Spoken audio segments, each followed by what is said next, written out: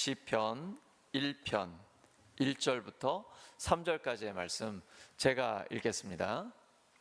복 있는 사람은 악인들의 꾀를 따르지 아니하며 죄인들의 길에 서지 아니하며 오만한 자들의 자리에 앉지 아니하고 오직 여호와의 율법을 즐거워하여 그의 율법을 주야로 묵상하는도다.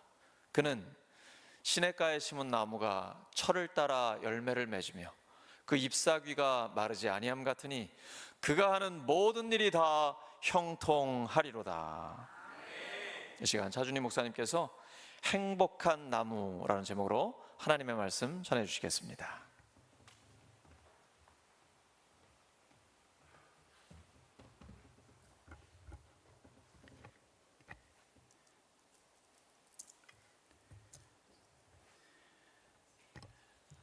말씀 끝나고 함께 우리 찬양하고요. 그리고 짤막하게 기도하고 그리고 축도할 때는 제가 구약 교수거든요. 그래서 구약 히브리어 오리지널 축도를 할 겁니다. 어떤 교회에 가면 축도했는데 반주하시는 분이 후주를 안 해요. 그럼 내가 하시라고 그러면은 그분이 축도하시라고 그러면 내가 했다고 그랬거든요. 한번 수준을 보겠습니다. 오늘 말씀 제목은 행복한 나무인데요. 최인호 선생의 상도라는 책이 있습니다. 그 책에 보면 박종경 대감이라는 분이 나오는데 그 대감 사랑방에는 많은 손님들이 기숙하고 있었습니다. 어느 날 박 대감이 사랑방에 건너옵니다. 그리고 질문을 합니다. 숭례문을 드나드는 사람이 하루에 몇 명이나 될까요? 숭례문은 오늘의 남대문을 말합니다. 남대문에 보초를 서고 있는 사람도 하루에 5,000명에서 7,000명 정도가 드나들기 때문에 정확한 인원을 맞추기가 어려웠는데 최연이라는 등장인물이 나오는데 최연이 정답을 말했어요. 최연은 2명이라고 얘기했습니다.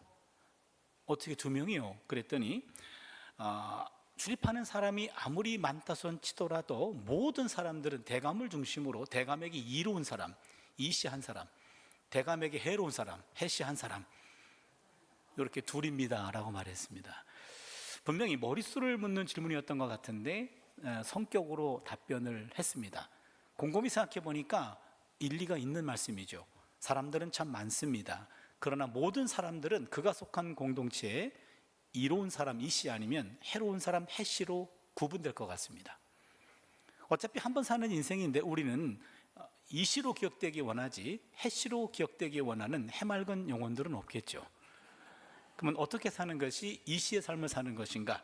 그걸 우리는 시편 1편에서 답을 찾아보고자 합니다. 시편 1편 굉장히 유명한 본문입니다. 첫 단어가 복 있는 사람은 그렇게 시작합니다. 복이라고 하는 단어, 히브리어로 가장 많이 쓰이는 단어가 2단어입니다. 하나는 바루흐, 하나는 아시리. 바루흐, 아시리. 따라하고 싶은 충동을 안 느끼나요? 한 번만 따라해 주세요. 바루흐. 정확히 해주세요. 바루흐, 아시리. 좋습니다. 바루흐라고 하는 말은 우리말로 고치면 축복, 영어로 고치면 blessing입니다. God bless you 할 때 blessing. 바루흐는 축복, blessing인데 주어짐을 강조합니다. 주어지는 겁니다. 그런데 그것도 무조건적으로 주어집니다. 그래서 아니 저 양반은 복받을 짓을 한 게 없는데 늘 복받는 얄미운 인간들이죠.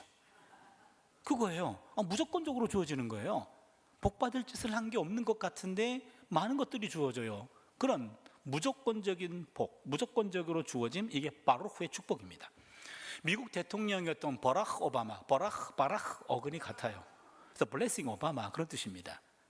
그런데 오늘 이 첫 단어 복이라는 단어는 바루흐 이 단어가 아니고 우리가 두 번째로 따라했던 것 아시레입니다. 아시레라고 하는 말은 우리말로 고치면 행복, 영어로 번역하면 해피니스가 됩니다.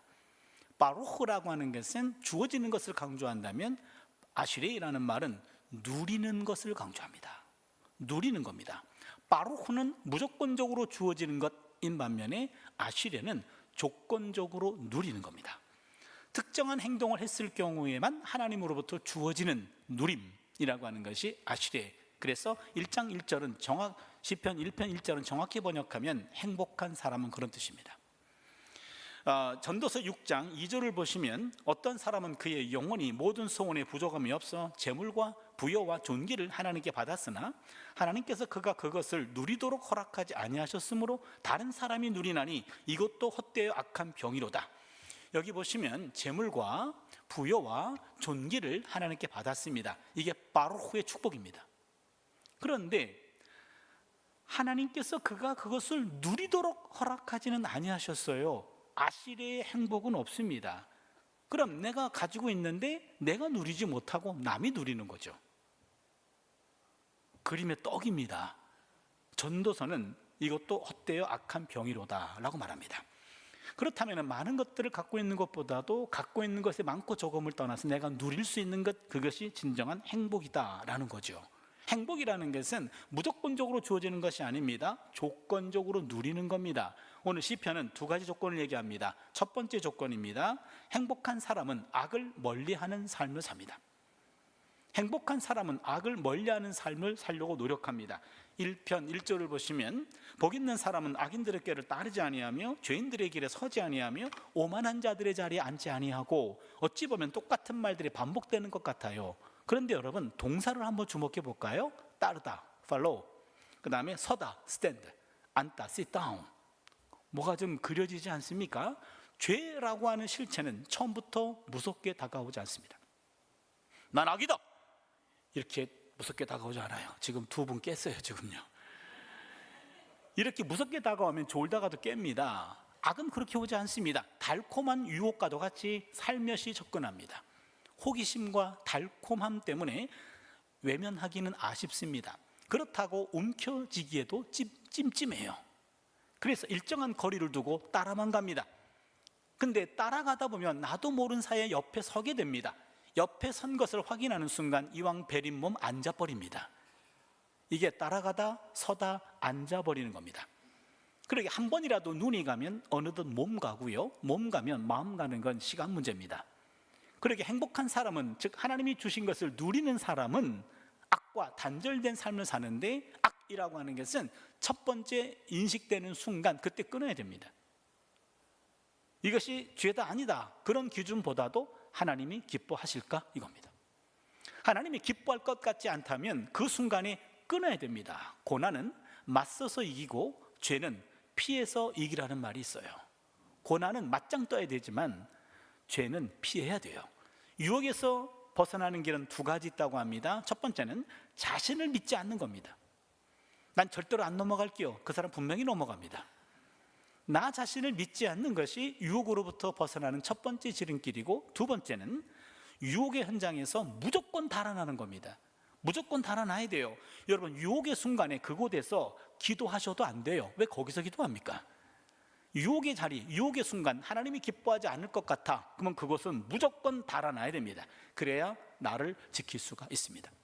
두 번째로, 행복한 사람은 하나님의 말씀과 가까이 합니다. 오늘 본문 2절을 보시면 오직 야훼의 율법을 즐거워하여 그의 율법을 주야로 묵상하는도다 그랬습니다. 행복한 사람은 하나님의 말씀을 즐거운 마음으로 대합니다. 시편 119편 103절입니다. 주의 말씀의 맛이 내게 어찌 그리 단지요, 내 입의 꿀보다 더 다니이다. 하나님 말씀이 달게 느껴진다면 내 영적 상태가 건강한 거고요, 행복한 삶을 살고 있는 겁니다. 우리 몸에 이상이 오면 병원에 갑니다. 의사 선생님이 청진기를 갖다 댑니다. 가슴 소리도 듣고 등에도 갖다 대고 하면은 어디에 문제가 있습니다 라고 찾아내죠. 내 영적 상태가 건강하지 않은가, 그 여부는 성경이라는 청진기를 심령에 갖다 대면 측정이 됩니다. 집사님, 잠이 안 와요?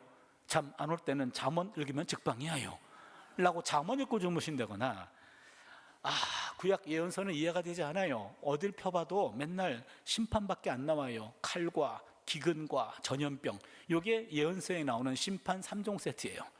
그러니까 어디 읽어봐도 칼과 기근과 전염병으로 나를 심판하겠대, 어느 경우는 포로로 끌고 가겠대요, 어느 경우는 갈고리로 끌고 간다 그래요. 그러니까 예언서를 읽어보면 모조리 다 심판의 메시지가 너무 많이 나오기 때문에 은혜가 되지 않고 이해가 되지 않는데요. 그러면 예언자를 통해 주신 하나님의 그 사랑을 느끼지 못하는 내가 문제지 예언서가 문제는 아니죠. 구약성경이건 신약성경이건 어디를 읽어봐도 그것이 달게 느껴진다면 나는 영적으로 건강한 상태고, 특정 본문들이 이해가 되지 않는다, 은혜가 되지 않는다 라면 그 부분이 문제가 있는 겁니다.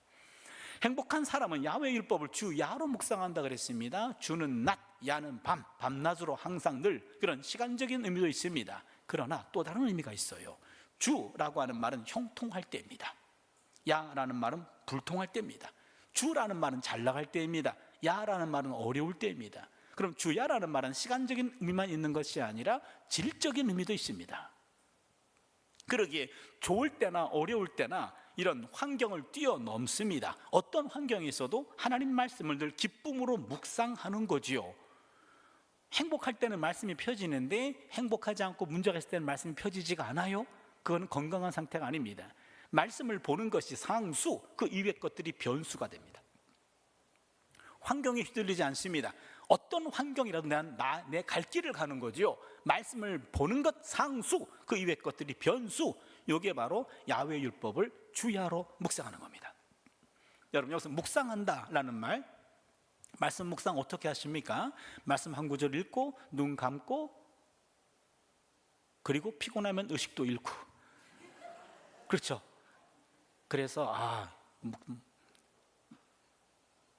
묵상은 정신 차리고 해야 돼. 피곤할 때 묵상하면 졸려. 그러는데 그건 묵상을 잘못하셔서 그래요. 여기 묵상하다, 하가라는 히브리 말은 나지막한 목소리로 읊조리다예요. 그러니까 소리내서 읽다, 계속해서 읽다, 연구하다, 공부하다입니다.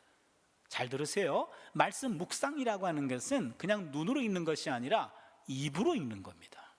소리내서 읽는 겁니다.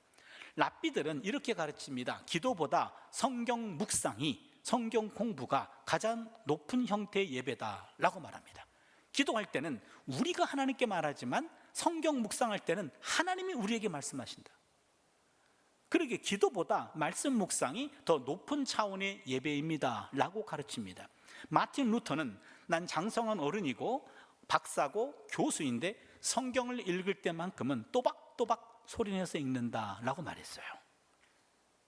굉장히 중요합니다. 성경을 읽을 때는 난 또박또박 소리내서 읽는다. 성경을 눈으로만 읽으면요, 눈만 열려요. 소리내서 읽으면요, 입이 열리고 귀가 열립니다. 여러분, 우리 몸에 구멍이 9개가 있어요. 별로 느끼지 못할 텐데요, 요 위에 얼굴에만 7개 문이 있습니다. 이거는 흡입과 배출 2개 다 가능합니다. 한번 따져볼게요. 눈 둘, 귓구멍 둘, 콧구멍 둘, 입 하나, 7개죠. 이걸 양의 문이라 그래요. 흡입과 배출이 가능합니다. 배꼽 아래 또 2개의 문이 있습니다. 요도와 항문, 이건 배출용입니다. 이걸 음의 문이라고 말합니다. 그러게 외부의 것이 안으로 들어올 때 7개 문이 있는데 바로 얼굴에만 있죠. 눈 2개, 귀 2개, 콧구멍 2개, 입 하나가 있습니다. 그러면 성경을 눈으로만 읽으면 문이 2개밖에 안 열려요. 근데 입으로 읽으면 입이 열렸죠. 귓구멍 2개가 열렸죠. 5개가 열렸죠. 콧구멍 열려 있죠. 콧구멍은 말씀은 파동이다, 입자다. 이게 물리학자들이 파동도 있고 입자도 있고 이런 식으로 뭐 서로 말씀하시는 것 같은데, 말씀이 소리로 읽혀질 때 이 말씀의 파동이 콧구멍으로 들어오는지 이건 제가 모르겠습니다. 그래서 5개가 열리는지 7개가 열리는지는 모르겠습니다만, 그러나 적어도 5개의 문이 열려서 말씀이 내 안에 들어오는 거예요. 그래서 말씀 묵상은 반드시 소리내서 읽는다. 카페에서 말씀 묵상한다, 구석에 앉아서 자기 귀에만 들릴 정도로, 남들이 보기에는 중얼중얼 하는 것 같이 그렇게 입으로 읽어야 됩니다. 충주 시내에 믿음 좋고 기도 많이 하기로 소문난 여자 집사님이 있었어요. 피 집사님인데 뭐 우리끼리니까 뭐 얘기하죠. 박 집사님이에요. 어머니는 권사님이고 남동생은 목사님이에요.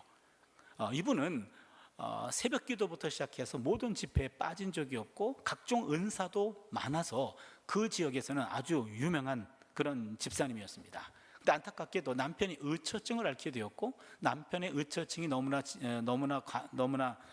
증상이 좀 세지자 아내의 교회 출입이 금지됐어요. 그런데 기도는 많이 하던 분이었기 때문에 교회는 잘 오지 못했지만, 이분이 어느 날 옥황상제를 만나는 꿈을 꿨대요. 설악산, 지리산, 명산을 찾아다니면서 기도만 하다가 결국 보살이 돼가지고 무당이 되었어요. 이게 모태신앙인인데 예수 믿은 지 40년 만에 무당되다. 이게 그 충주시내 기독교 신문에 실렸어요. 이분은 신유, 방언, 통변, 예언 등 각종 은사가 많았어요. 유명하신 집사님입니다. 그런데 왜 이런 길에 빠지게 되었나? 그동안은 매일 새벽기도 나가고 수요, 금요, 그다음에 주일 예배 있으면서 계속해서 말씀을 듣게 되면서 내가 경험한 신비로운 체험들을 말씀을 통해서 걸러낼 수가 있었습니다. 그런데 말씀 공급은 차단됐고 기도만 하다가 악한 영의 소리를 하나님의 소리로 착각한 거예요. 하나님 말씀이 내 안에 축적되지 않으면 걸러내는 장치가 없어집니다. 여러분, 말씀을 듣는 거요 중요해요. 내가 들을 때 은혜가 되는 거는 더 좋고, 은혜가 안 돼도 내 몸이 알아서 은혜를 받아요. 내 몸에 말씀이 쌓인다고요. 그 쌓이는 말씀이 나를 지켜주는 건데, 말씀 공급이 차단되자 신령한 경험 속에서 살며시 들어온 악한 영의 소리를 하나님 소리로 착각하게 된 겁니다. 혹시 사오정이란 친구를 잘 아는지 모르겠어요. 잘못 듣는 친구 있잖아요. 잘못 들으면 너 사오정이냐 그러죠. 어느 날 사오정이 학교를 갔습니다. 교실을 들어갔는데 교실이 너무 지저분해요. 담임 선생님이 화가 나셨어요. 주번 나와. 주번이 나왔습니다. 사오정이 나왔죠. 너는 주번이면 일찍 와가지고 교실을 좀 정돈해야지. 이게 뭐 하는 짓이야?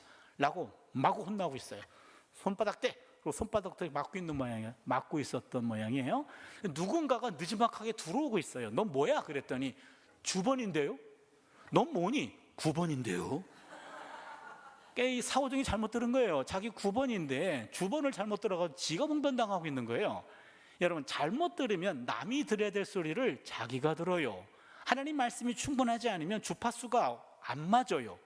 주파수를 하나님에게 맞춰야 되는데 말씀이 부족하면 내 주파수가 아니라 남의 주파수 말씀을 듣고 제대로 된 목소리도 잘못 듣는단 말이죠.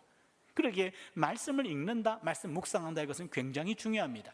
이런 사람은 악과는 단절된 삶을 살고 하나님 말씀과 가까이 하는 삶을 산다. 이런 사람은 결국 시냇가에 심겨진 나무가 됩니다. 오늘 3절이 그렇습니다. 그는 시냇가에 심은 나무가 철을 따라 열매를 맺으며 그 잎사귀가 마르지 아니함 같으니 그가 하는 모든 일이 다 형통하리로다. 구약성경에서 나무는 의인을 상징합니다.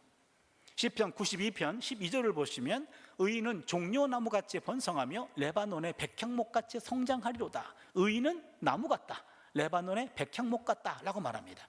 그래서 여러분, 구약성경에서 나무가 나오면 의인을 상징합니다.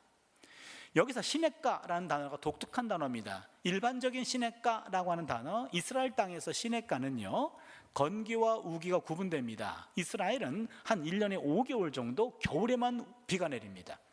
그때는 비가 내리니까 시내가 형성이 됩니다. 그러나 여름 한 7개월 정도는 비 한 방울 내리지 않아요. 그럴 때는 시내가 말라붙어 버려요. 그거를 자연천이라 그러고 속이는 시내라 그러고 와디라고 말합니다. 그런 자연천에 옮겨 심어졌다간 그 나무는 겨울에는 번성할지 몰라도 여름에는 말라붙어요. 여기 있는 시냇가는 그 단어가 아닙니다. 다른 단어예요. 이 단어는 광개수로가 연결되어 있어가지고 1년 내내 물이 메마르지 않는 곳, 바로 그 단어입니다. 결국 악을 멀리하고 또한 하나님 말씀을 가까이 하는 사람은 물이 메마르지 않는 시냇가에 심은 나무가 됩니다. 여기 심은이라고 하는 이 분사도 잘 봐야 됩니다. 시냇가에 심은이라는 말로 번역되어 있는데 정확한 번역은 시냇가에 심겨진이에요. 심은 나무와 심겨진 나무, 어떤 차이가 있나요? 시냇가에 심은 나무 하면 마치 나무가 걸어다니는 나무가 어디 물이 많을 곳 걸어다니다가 자기가 심은 것 같아요. 근데 심겨진이라는 말은 나무가 심은 것이 아니라 외부의 힘에 의해서 옮겨 심어진 겁니다. 그래서 정확하게 번역하면 시냇가에 심겨진 나무예요. 구약도 그렇고 신약도 그렇고 결정적인 순간에 수동태를 사용합니다. 그렇게 됐어요. 그 말은 뭡니까? 내가 한 게 아니고 그렇게 됐어요. 외부의 힘에 의해 그렇게 됐습니다. 성경은 그 외부의 힘이 하나님일 경우에 그때 수동태로 표현해요. 요거를 divine passive, 신적 수동태라고 말합니다. 신적 수동태. 그렇게 됐어요. 그러면 아는 사람들은 알아요. 아, 하나님이 하셨구나. 그겁니다. 여러분, 인생은 내 마음대로 사라지지 않습니다. 신비한 힘에 의해서 이끌려요. 따라서 인생은 깨닫고 보면 능동태가 아니라 수동태라고 합니다. 잠언 16장 9절을 보면 사람이 마음으로 자기의 길을 계획할지라도 그의 걸음을 인도하시는 분은 야훼 신이라 그랬어요.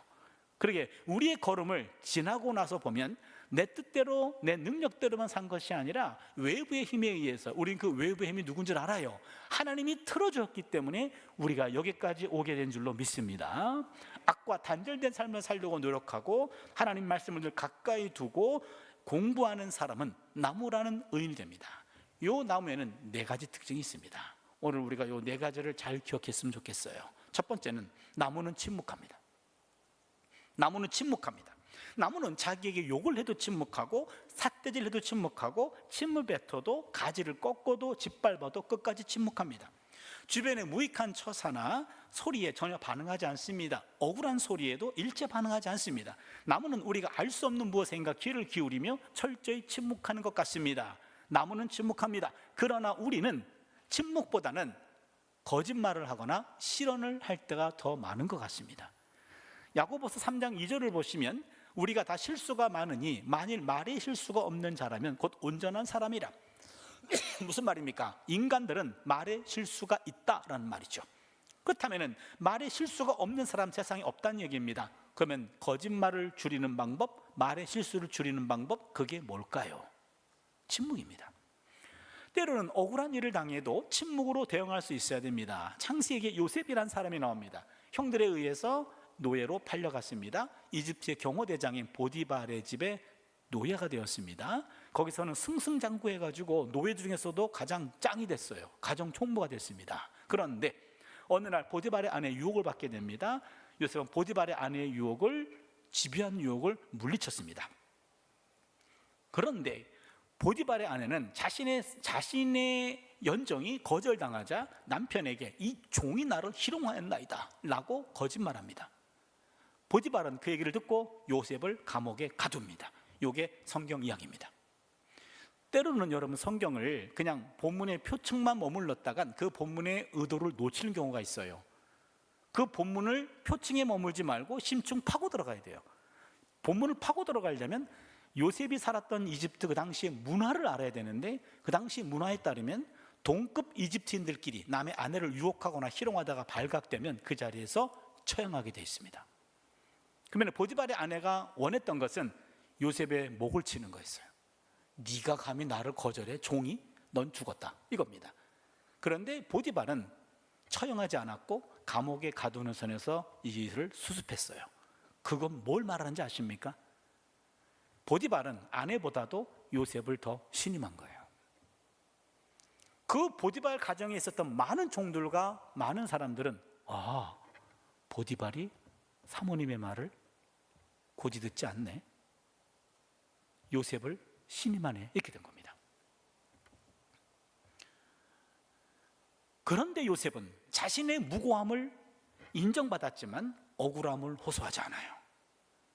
제가 요셉이라면 엄밀히 보디발을 찾아가서 주인님, 사모님 음탕하면 말 안 해도 아시죠? 전 너무 억울합니다 라고 말할 것 같아요. 근데 요셉이 침묵해요. 이 대목입니다. 요셉은 따지지 않았습니다. 수용합니다. 침묵합니다. 요셉의 이런 태도는 겁쟁이 태도가 아닙니다. 비겁한 처사도 아닙니다. 잘못을 시인한 것도 아닙니다. 어떨 때는 인간의 지나친 적극적 개입이 오히려 이를 악화시킬 때가 있습니다. 요셉은 이 창세기 39장 9절에 보면 내가 어찌 이 큰 악을 행하여 하나님께 죄를 지으리까? 요셉은 그 유혹의 현장에 하나님이 계신 것을 보았단 말이에요.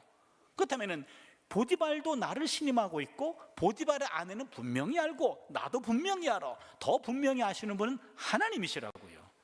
그렇다면 하나님이 개입하셔서 깔끔하게 한 방에 해결할 때까지 요셉은 기다린 겁니다. 침묵하며 그때를 기다린 겁니다.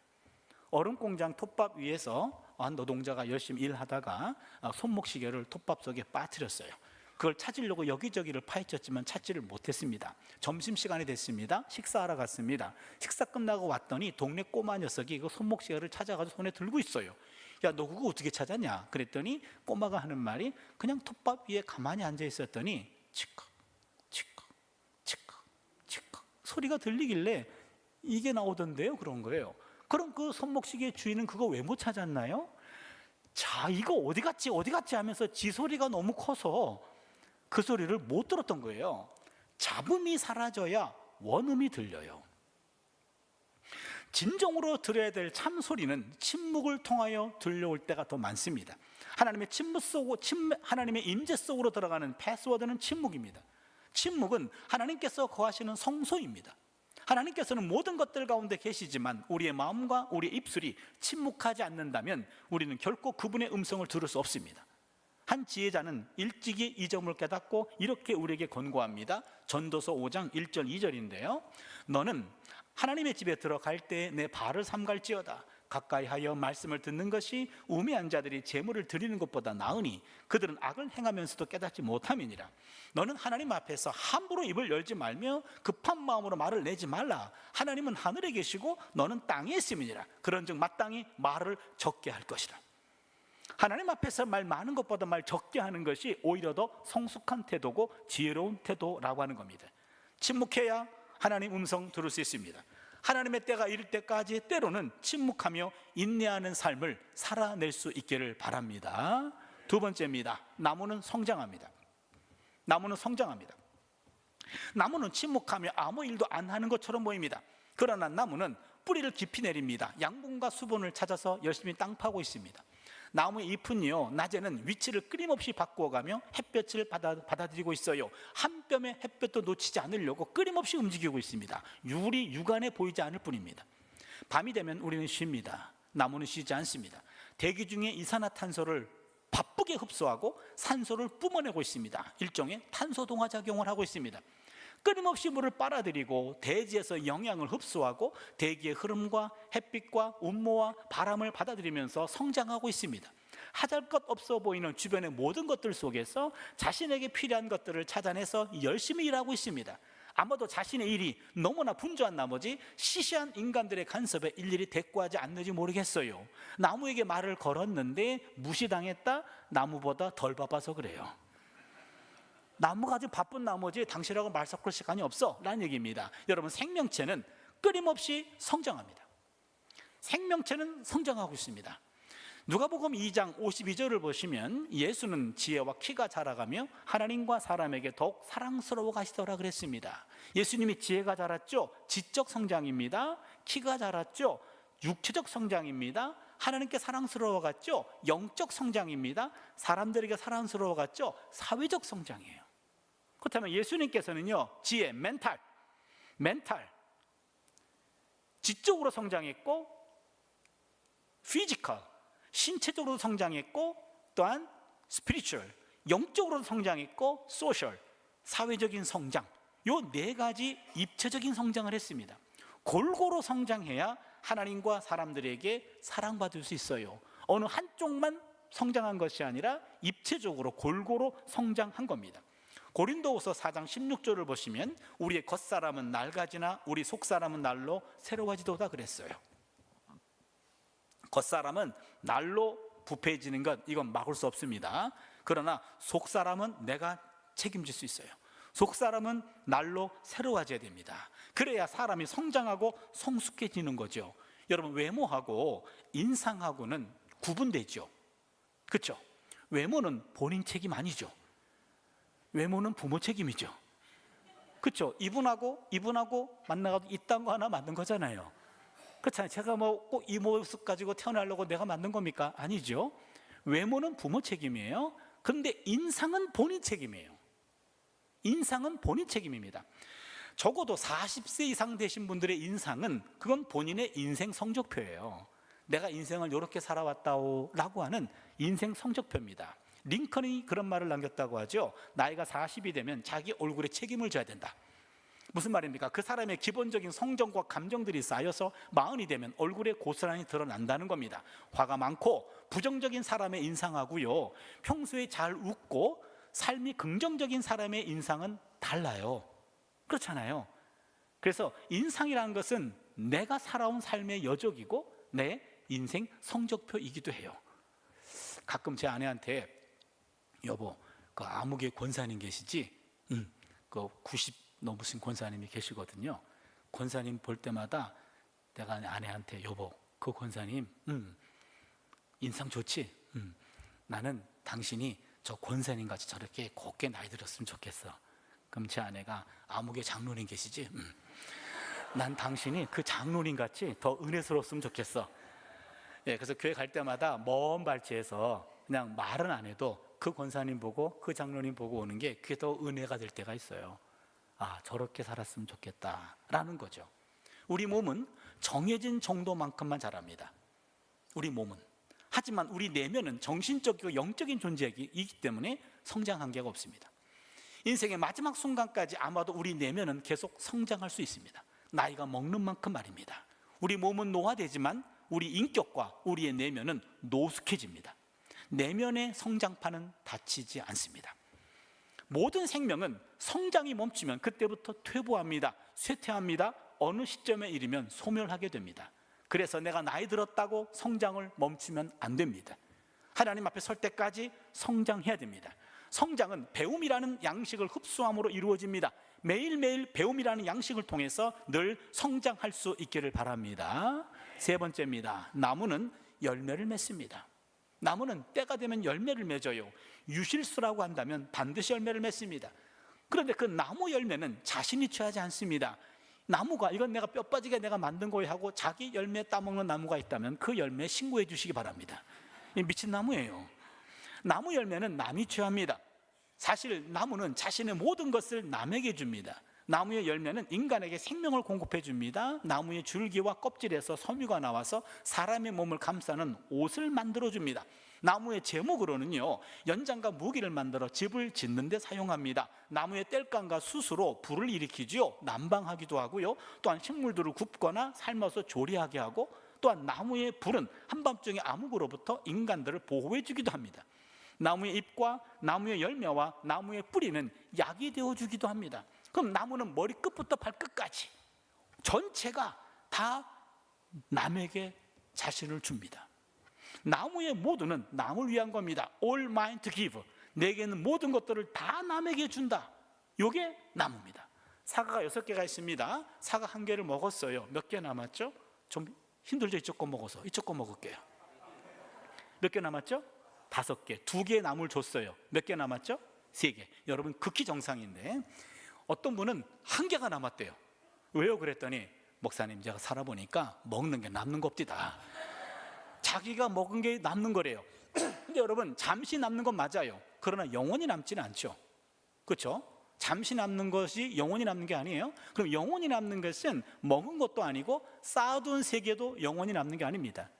언젠간 먹어서 없어지든지 아니면 쌓아두었다가 썩어서 버리든지. 그럼 영원히 남는 것은 2개입니다. 잠시 내게 왔다가 내가 남에게 베풀었던 것, 그 2개, 이게 영원히 남는 거예요. 그게 열매예요. 내가 먹은 것 잠시만 머물지 영원히 남지 않아요. 쌓아둔 것 언젠간 먹어서 없어지든지 썩어서 버리든지 남지 않아요. 잠시 내게 왔다가 내가 남에게 베풀었던 것, 내가 남에게 나누었던 것, 그게 영원히 남는 거예요. 제가 학교에 지금 32년째 있어요. 그럼 학생들한테 점심때가 되면은 야 너네 점심 어디 가냐 그러면은 학식 가요 그래요. 학식은 학교 식당의 준말입니다. 2가지 의미가 있죠. 첫 번째 싸다, 2번째 맛없다. 그러니까 학생들이 학식 간다라는 말은 갈 데 없어가지고 한 끼 때워요 그런 얘기예요. 그럼 제가 그렇게 얘기하죠. 야 너네들은 학식 4년 먹으면 졸업하지 난 평생 먹거든. 제가 32년째 먹고 있어요. 학생 식당과 교직원 식당 붙어 있어요. 똑같은 밥이에요. 찐밥이에요. 그 다음에 반찬 1-2개 더 있어요. 값은 더 비싸요. 그러니까 교수들도 학식에 좀 질려요. 그래서 오늘은 정말 학식 먹기 싫다. 외식 가고 싶다. 근데 내가 가자 그러긴 좀 부담되고 가자 그런 사람 없고 그러면 어떡합니까 이거? 어떻게 고민하다가 조용히 혼자서 외식 갑니다. 그러면 조용히 근처 학교 식당에 문을 갔는데 문을 열고 들어갔는데 이게 웬일입니까? 조용히 오신 교수님이 여러 명이 있어. 그러면은 식당 사장님이 같이 앉으라 그래요. 그럼 같이 앉아도 어떡합니까? 그 조그만 식당인데 같이 앉아요. 딴 얘기 안 합니다만 먹으면서 속이 복잡해집니다. 이거 누가 계산하냐 말이에요. 7, 8명이 다 각자 왔어요. 그럼 어떡합니까? 평소보다 밥 먹는 속도가 늦어집니다. 천천히 먹습니다. 1시에 수업 있는 교수가 빨리 먹고 일어날 때 지 것만 계산하고 라고 천천히 먹어요. 다 먹었어요. 남들은 더 천천히 먹은 거예요. 그럼 어떡합니까? 반찬 먹고 물 먹고 버티게 들어갑니다. 야, 오늘은 마참 맛있다. 먹다가 또 물도 마셨다가 평소 안 하던 말도 많아져요. 근데 그때 반찬 먹고 물 먹고 버티게 들어간 7, 8명의 박사보다도 일찍 일어나가지고 밥을 사는 사람이 있어요. 밥사가 박사보다 훌륭한 거예요. 그런 밥 비싸지 않아요. 그런 밥은요, 일어나가지고 밥을 한번 사는 거, 밥사죠. 그게 남는 거예요. 아, 그때 차 교수님이 쌌던 건 싼 거잖아요. 그렇게 말하는 사람이 이상한 거예요.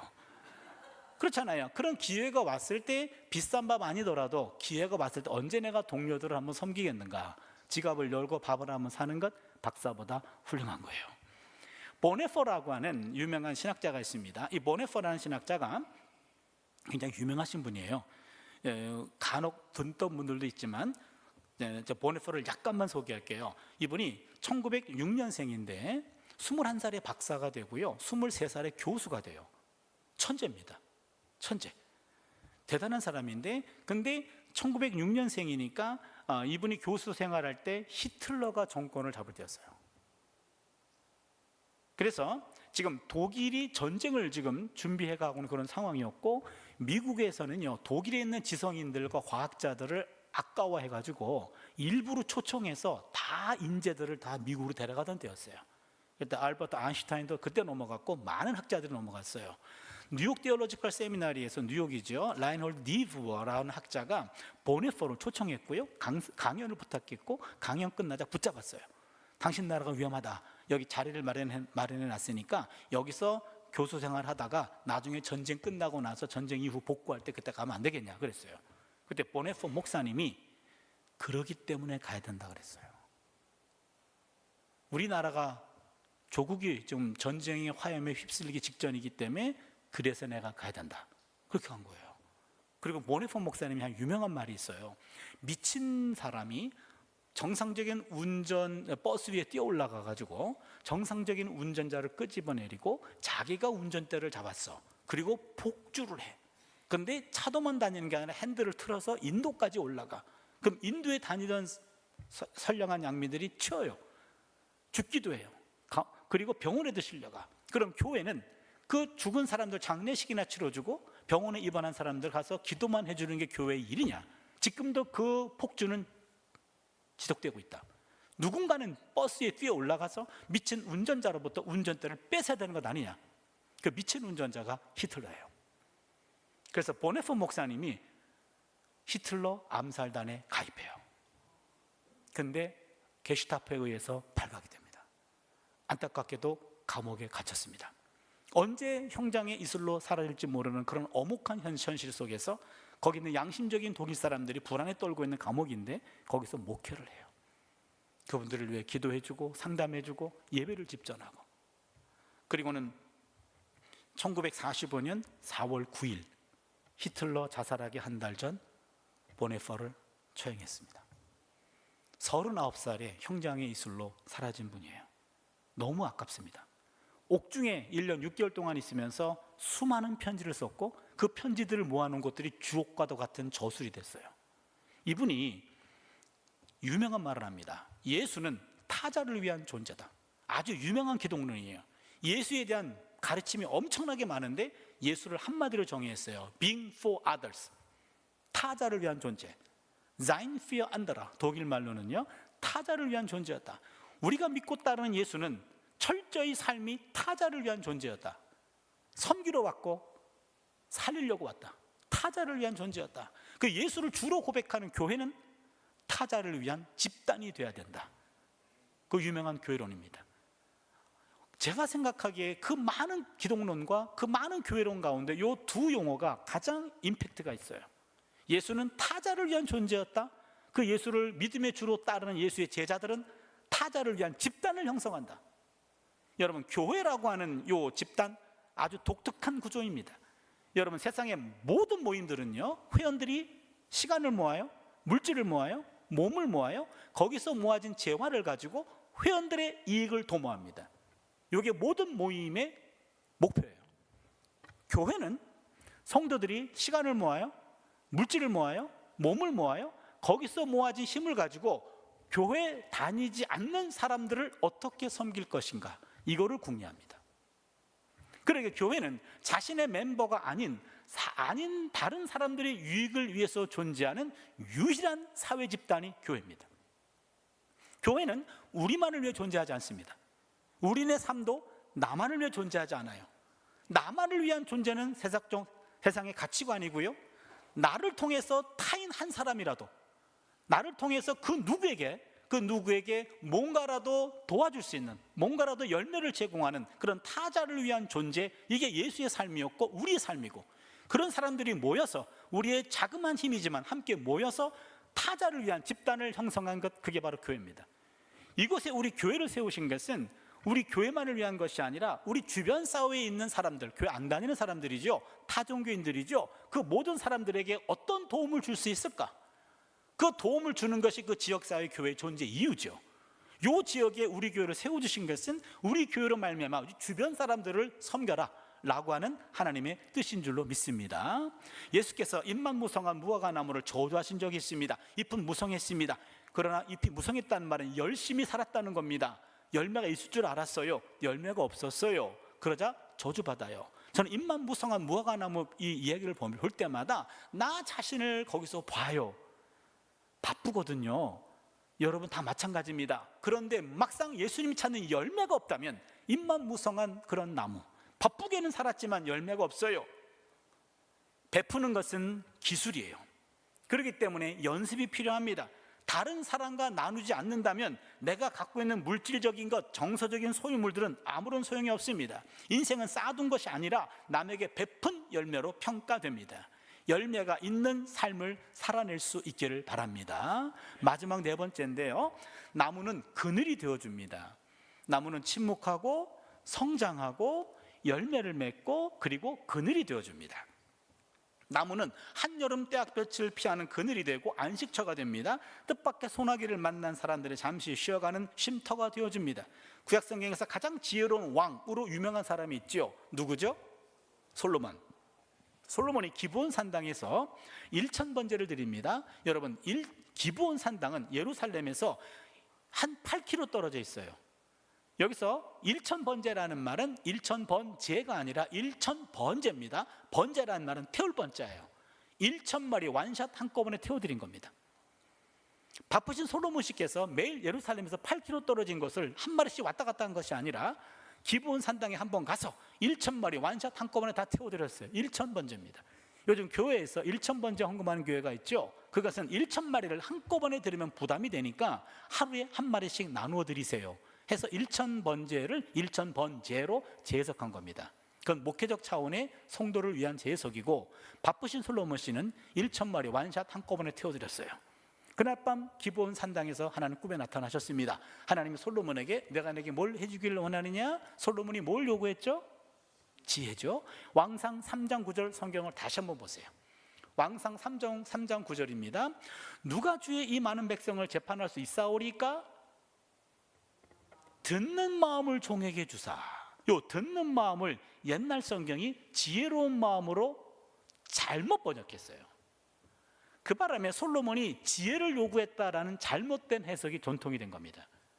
정확한 번역은 듣는 마음이에요. Lep shomea, Lep heart shomea, listening heart, 듣는 마음이에요. 넌 어떤 왕이 되기를 원하니? 그때 솔로몬은 백성들의 속마음을 들어주는 왕이 되기를 원합니다. 정답이에요. 리더는 자기 목소리를 높이는 사람이 아니고 구성원들의 속마음까지 듣는 사람이에요. 내 구성원들의 이야기를 들어주는 사람, 그게 리더입니다. 최고의 리더는 모두의 속마음까지 들어줄 수 있는 사람, 그게 듣는 마음이고 오늘날 말로 하면 경청이라는 단어입니다. 세상은 자기 마음을 있는 그대로 관심 갖고 들어줄 사람을 찾습니다. 누군가 내 목소리를 경청해주고 들어주고 공감해주고 내 존재를 인정해주고 내 가치를 알아주는 것을 원합니다. 그래서 성경은 듣기 전에 말하는 것은 어리석은 짓이다 라고까지 말합니다. 지식은 말하려 하지만 지혜는 들으려고 합니다. 이 말 멋있지 않나요? 지식은 말하려 하지만 지혜는 들으려고 해요. 이 멋있는 말은 제 말이 아닌 것도 아시겠죠? 제가 책을 읽다가 이 글귀를 발견했어요. 아, 맞다. 지식은 말하려 하지만 지혜는 들으려고 한다. 맞아요. 처음 만나서 교제하는 분인데 전혀 말씀이 없으셔. 그냥 듣기만 하셔. 아주 잘 들으셔. 그분 볼 때마다 이분은 고수가 틀림없어. 그런데 그분이 입을 열었어. 고수가 아닌 게 탄로가 나요. 그렇잖아요. 듣는 것이 말하는 것보다 더 지혜로운 태도입니다. 워런 버핏이라는 미국의 투자회사 회장이 있죠. 워런 버핏. 전 세계에서 가장 많은 도네이션을 하신 분이에요. 이분한테 어느 이코노미 기자가 인터뷰를 했습니다. 회장님, 인생의 성공을 어떻게 정의하십니까? 기자가 기대하는 대답은 인생의 성공이란 열심히 일해서 돈 많이 벌고 그 많은 돈 가지고 많은 사람들을 도와줄 수 있는 것, 그게 성공입니다 라고 말할 줄 알았어요. 이 버핏의 대답은 뜻밖이었습니다. 인생의 성공은 나이 들수록 내 주변에 젊은이들이 많아지는 겁니다. 이거였어요. 뜻밖이었어요. 인생의 성공이란 나이가 들면 들수록 나보다 젊은 사람들이 내 주변에 나를 찾는 사람이 많아지는 것, 이게 성공입니다. 저는 맞다, 공감이 돼요. 나이가 들면 젊은 사람에게 내 경험을 나누고 싶어 합니다. 그래서 그 유명한 라떼를 쏘는 거예요. 그렇잖아요. 라떼는 말이야 이러죠. 그래서 저는 라떼를 안 먹습니다. 저는 아메리카노만 먹는데요. 그래서 젊은 사람만 보면 나이 든 사람은요 말이 많아져요. 그러나 말이 많은 사람에겐 사람이 붙지 않아요. 젊은이가 나이 든 사람 만나서 자기 얘기를 하고 싶어서 왔는데 그분은 듣기보다는 자기 얘기가 많아져요. 여러분, 나이가 들면 입은 잠그고 지갑은 열라는 말이 있죠. 근데 나이 드신 분들은요 지갑을 두고 나와요. 입만 가지고 나와요. 그러면은 뭔가 젊은이가 식사를 대접했어요. 그러면은 또 밥값 해야 된다고 말이 많아져요. 그럼 젊은이는 두 번 털려. 지갑 털려, 말 털려. 아니, 내가 뭔가를 좀 말하려고 왔는데 내 말은 하나도 듣지 않고 지 얘기만 실컷 하다가 그러면 다시는 그분 찾아가지 않아요. 그렇잖아요. 그러니까 나이가 들면요 젊은 사람 만날 때는 반드시 지갑 챙겨야 돼요. 그리고 입은 잠궈야 돼요. 들어줘야 됩니다. 그것 때문에 그분 찾아온 거거든요. 사람에 대한 호칭은 나이에 따라 달라지죠. 영아, 유아, 청소년, 청년, 장년, 여기까지는 다른 용어 없습니다. 어느 대학을 갔다 그냥 청년이에요. 어떤 직장을 다닌다 그냥 장년이에요. 그런데 맨 마지막에 호칭이 갈려요. 노인과 어른으로 갈립니다. 결국에 누구나 노인 아니면 어른으로 구분돼요. 노인은 그저 늙은 사람입니다. 어른은 존경받는 사람이에요. 노인은 고집을 피워요. 어른은 상대를 이해하려고 노력해요. 노인은 상대를 지배하려고 해요. 어른은 상대를 배려해요. 노인은 상대가 어리면 무조건 하대해요. 어른은 상대가 어린 사람도 존중해줘요. 노인은 받는 것만 좋아해요. 어른은 베푸는 걸 더 좋아합니다. 노인은 더 이상 배울 게 없다고 생각해요. 어른은 늘 배워야 한다고 생각합니다. 본인의 부모가 나이 들수록 점점 노인이 돼가요. 뭔가를 갖다 드리면 야, 아무개 권사들은 더 비싼 거 갖다 주더라. 야, 요 따위로 얘기하셔. 점점 당신 것만 챙겨. 점점 이기적이야. 점점 건강해지셔. 오래오래 사셔. 그럼 자녀들은 괴로워진대요. 여러분, 예수님은 생물학적 나이는 30대였습니다. 그러나 그분은 진정한 어른이었어요. 마태복음 11장 28절을 보시면 수고하고 무거운 짐진 자들아 다 내게로 오라 내가 너희를 쉬게 하리라. 보세요. 노인은 그러니까 상대를 쉬게 하면 어른이고 본인만 쉬려고 하면 노인입니다. 상대를 편하게 하면 어른이고 본인만 편해지려면 노인이에요. 노인은 젊어서 나이가 들어 노인 된 게 아니라 젊어서부터 이기적이었기 때문에 나이가 들어서 자연스럽게 노인이 된 겁니다. 어른은 나이가 들어 어른 된 게 아니고 젊어서부터 남을 더 배려했기 때문에 나이가 들어 자연스럽게 어른이 된 겁니다. 지금 우리는 노인의 길로 가고 있습니까? 아니면 어른의 길로 가고 있습니까? 아주 간단합니다. 말 많으면 노인이고 말 없이 잘 들어주면 어른이에요. 노인은 고목이라고 말하고 어른은 거목이라고 얘기해요. 역사가 된 교회들은 나이 드신 분들이 많아요. 그 나이 드신 분들이 어른 돼야 돼요. 어른이 많은 교회는 젊은이들의 목소리가 높아요. 20대, 30대 목소리가 높은 교회, 어린 것들이 뭘 한다고 떠들어? 그러면 노인교회입니다.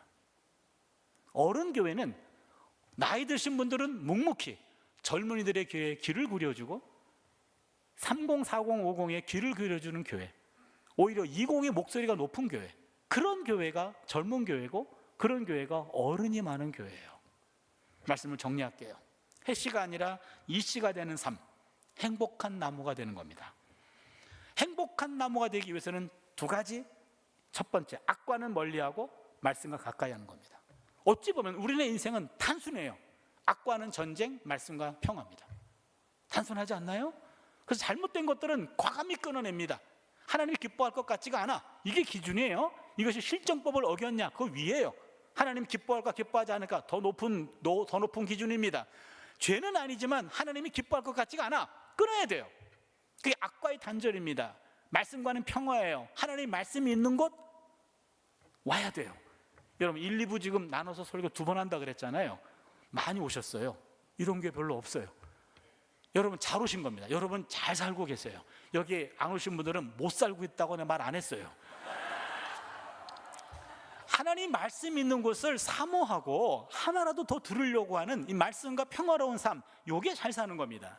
이런 삶이 반복되다 보면 나도 모르는 사이에 시냇가에 옮겨진 나무가 돼요. 삶의 중심이 시냇가로 옮겨진다고요. 시냇가에 심겨진 나무는 사소한 일에는 침묵할 줄 알아요. 성실하고 매일매일 순간순간 성장합니다. 남에게 유익을 제공하는 열매를 제공합니다. 지치고 힘든 사람들에게 언제나 그늘이 되어줍니다. 톨스토이는 인간의 양심은 하나님 목소리입니다 라고 말한 적이 있어요. 인간의 양심은 하나님 목소리라는 거예요. 무슨 말입니까? 여러분 죄를 짓거나 잘못하면 양심이 두근두근거려요. 그래서 사람이 그러면 안 되지 라고 하는 양심이 살아있는 겁니다. 양심은 알람장치입니다. 양심의 알람장치가 빨간불이 들어오려면 전원 연결돼 있어야 돼요. 근데 말이에요, 전원이 끊어진 사람이 있어요. 사람을 죽여도 죄의식이 없어요. 사이코패스라 그러죠. 소시오패스라 그러죠. 성경적인 용어로는 화인 맞은 양심이라 그래요. 그것은 전원이 끊어져 있어서 그래요. 그럼 전원이 연결되어 있어야 알람장치가 들어옵니다. 그러면 빨간불이 들어와요. 잘못된 것들을 만날 때 빨간불이 들어오고 잘못된 것들을 끊어내는 것도 바로 알람장치가 살아있을 때예요. 그럼 전원 연결된 것은 바로 말씀으로 연결되어 있는 겁니다. 하나님 말씀이 공급될 때 전원 연결되어 있습니다. 시냇가에 뿌리를 내렸어요. 그러면 물을 끌어당깁니다. 물이라고 하는 것은 요한복음의 해석에 따르면 생수입니다. 성령의 생수예요. 하나님의 영과 하나님의 말씀으로 늘 공급받아야 됩니다. 그러면 알람장치가 살아있어요. 그럼 잘못된 것들을 만날 때 내 안에서 그것이 꺼려집니다. 이건 빨간불이 들어와요. 이러면 안 됩니다. 빨간불이 들어와요. 잘못된 것들을 끊어내는 것도 말씀과 성령에서 오는 줄로 믿습니다. 말씀과 성령으로 늘 공급받아서 여러분 이 시대에 행복한 한 그루의 나무가 되어주시길 바랍니다. 여러분 한 분 한 분이 행복한 한 그루의 나무로 우뚝 선다면 여기 100그루 이상의 나무가 있어요. 하나의 숲을 이루었습니다. 하나의 숲을 이룬다면 교회의 숲이 이 사회의 나쁜 공기인 이산화탄소를 흡수하고요, 맑고 신선하고 밝은 산소를 공급하는 그런 공동체가 되어주시기를 바랍니다. 행복한 나무로 서서 행복한 숲을 이루어서 이 지역사회에 우리 교회가 있음이 지역을 맑게 하는데 크게 쓰임받는 그런 교회 될 수 있기를 축원합니다. 다 같이 일어나